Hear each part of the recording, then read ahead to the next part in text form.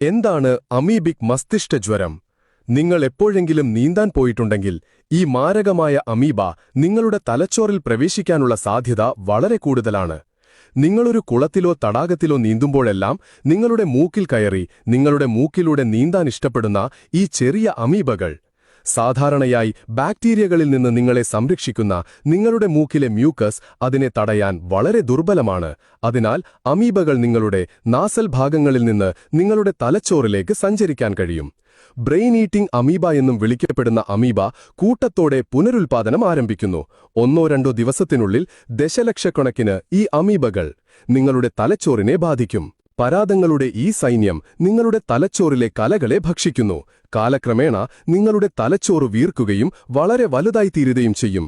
ഇത് നിങ്ങളുടെ തലച്ചോറിനുള്ളിൽ സ്ലിമി പഴുപ്പ് രൂപപ്പെടാനിടയാക്കും. ഈ ഘട്ടത്തിൽ നിങ്ങൾക്ക് ജീവിക്കാൻ ഒരാഴ്ച മാത്രമേ ശേഷിക്കുന്നുള്ളൂ. നിങ്ങൾക്ക് രുചിക്കാനും മണക്കാനും വേദന അനുഭവിക്കാനുമുള്ള കഴിവ് നഷ്ടപ്പെടും.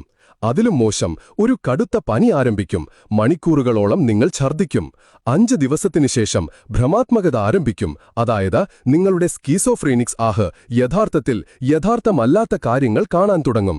നിങ്ങളുടെ ശരീരത്തിനും തലയ്ക്കുമേലുള്ള നിയന്ത്രണം പൂർണ്ണമായും നഷ്ടപ്പെടും. നിങ്ങളുടെ വേദനാജനകമായ മരണം ഉടൻ തന്നെ സംഭവിക്കും. അതുകൊണ്ട് നിങ്ങൾ ഓർക്കുക, വൃത്തിഹീനമായ നദീതടങ്ങളിൽ, സ്വിമ്മിംഗ് പൂളുകളിൽ നിങ്ങൾ കഴിവതും ഇറങ്ങാതിരിക്കുക. കഴിവതും നമ്മുടെ കുട്ടികളെ ഇറക്കാതിരിക്കുക. കൂടുതൽ വീഡിയോസിനായി ഡോക്ടർ അപ്പുക്കുട്ടനെ ഫോളോ ചെയ്യുക.